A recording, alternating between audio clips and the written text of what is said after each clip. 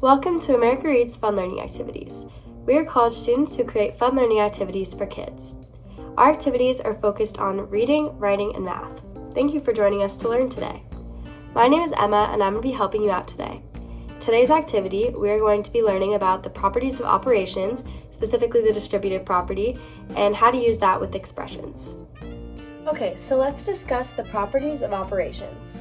The main property of operations is the distributive property. The distributive property essentially indicates that whatever is inside the parentheses is being multiplied by whatever number is outside of the parentheses.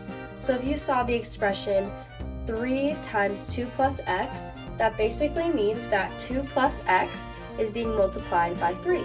And this expression, 3 times 2 plus x, basically means the same thing as 2 plus x times 2 plus x times 2 plus x, because it's being multiplied 3 times. So let's look at the expression we just looked at, 3 times 2 plus x, and we're going to use the distributive property to figure out what this is now. So what we're going to do is basically hop over the parentheses. I know that's kind of confusing, but what we're going to do basically is multiply each number in the parentheses by 3. So we're going to take 3 and we're going to bring it over to 2, and we're going to multiply those by each other. Then we're going to take 3 and we're going to bring it over to x, and we're going to multiply those together and form a new expression. So if we multiply 3 times 2, we get 6 plus 3 times x, we get 3x. So the new expression is going to be 6 plus 3x. I know this can be a little confusing, so I have a craft for us to do so that we can use what we're talking about hopping over those parentheses. So what we're going to do is make ourselves a little frog drawing. So I'm going to show you just how to draw a really super simple, easy frog, and then you're going to color it and cut it out, and we're going to use it for our demonstrations. So the first shape you're going to make is the head. So you're basically going to kind of make like a little, almost like an oval, and then you're going to indent and then boom, make another one. So now they're matching, almost like you're going to make a heart, but make them a little more oval shaped.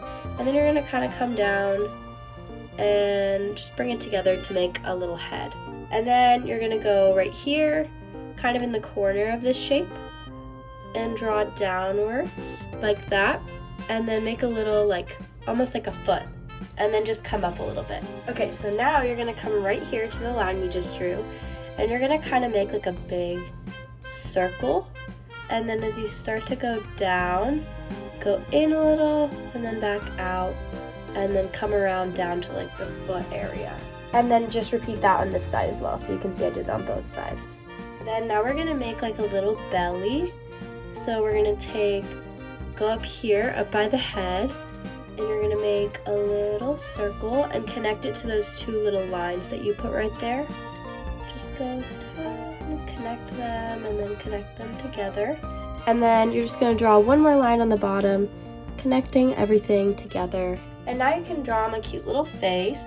So you can make like eyes up here, and like a little mouth. I'm going to give mine a tongue. Looks a little creepy, but it's okay. I'm going to give him like cute little eyes, that kind of thing. Just like make it fun, and then go ahead and color it with colored pencils or markers or crayons or whatever you want, and then come back when you're done. Okay, so I just went ahead and colored my little frog. Hopefully you guys did that too. It's not super fancy, it's just green, and I just used some colored pencils. But now you're going to go ahead and take scissors and cut your frog out, and then come back when you're done. Alright, so now we have our frog, and we're going to put him away just for a minute because we're going to use him for our next example, which is this question. And it says 4 times 3x plus 5y. So first, let's remember what this is basically telling us, which is 3x plus 5y times itself 4 times. So 3x plus 5y times 3x plus 5y times 3x plus 5y times 3x plus 5y. That's basically what this equation is telling us. So now our frog is going to hop over the parentheses, so let's look at that for a minute. Let's look at the original equation, which is 4 times 3x plus 5y. Let's bring our frog back in here, and we're going to solve what the new equation is going to be. Alright, perfect. So we have 4 times 3x plus 5y. So our frog is going to get with the 4, and hop over to 3x, just like that. So do that with me. He's on the 4, he's gonna hop over to 3x. Let's draw his path. 4 to 3x. Now, what is 4 times 3x? 12x, right. So it's gonna be 12x plus, and then now we're gonna hop over the parentheses and that plus sign. So we're gonna go 4, hop to the 5y. So we got 4, hopping to the 3x, hopping over the plus to the 5y. So we got 4 times 5y. So let's draw that path really quick. And what is 4 times 5y? 20y, right. So this equation is going to go from 4 times 3x plus 5y to 12x plus 20y. Great job! Alright, so now we have our next equation, which is 5x times 7 plus 9.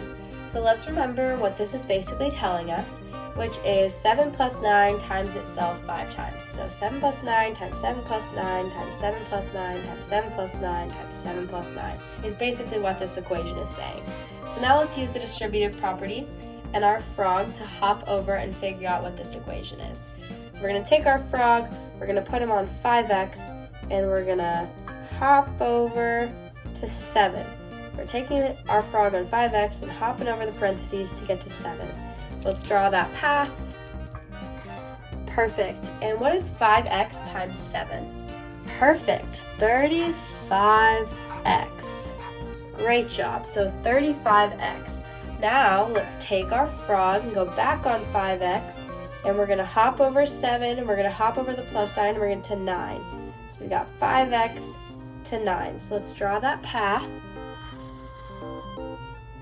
Perfect. And what is 5x times 9?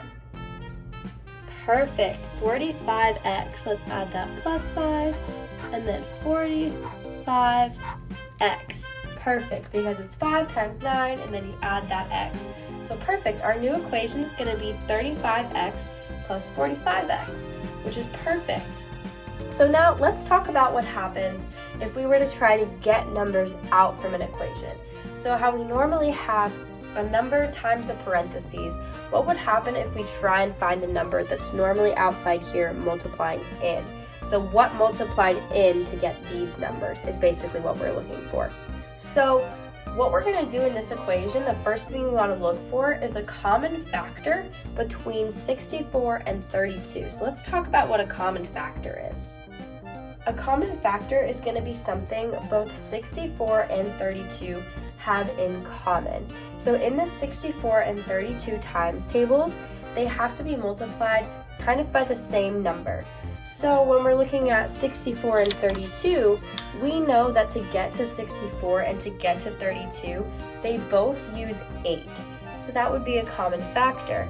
Another common factor between them would be 4, because 64 uses 4 to get there, and 32 uses 4 as well. Same thing with 2, because they're both even numbers. So we want to use the biggest common factor, which is why we're going to use 8, but 4 and 2 also both work. Okay, so now that we've talked about common factors a little bit, we know that we need to find the common factor between 64 and 32 and pull that out. And we just talked about how the common factor here is going to be 8, because 64 is 8 times 8, and 32 is 8 times 4, which means they both use 8, and they're both divisible by 8. So we're going to pull an 8 out, and we're going to leave behind whatever number is multiplied by 8 to get to that number. So 64 is 8 times 8, so 8 is multiplied by 8 to get 64. So we're going to leave 8x in there. And then for 32, we used 8 times 4. So 8 is multiplied by 4 to get to 32. So we're going to leave 4 in there, plus 4y. Now remember, we want it to look like what our former equations have looked like, which is a number outside the parentheses times 2 numbers in there. So these are going to be our 2 numbers in the parentheses.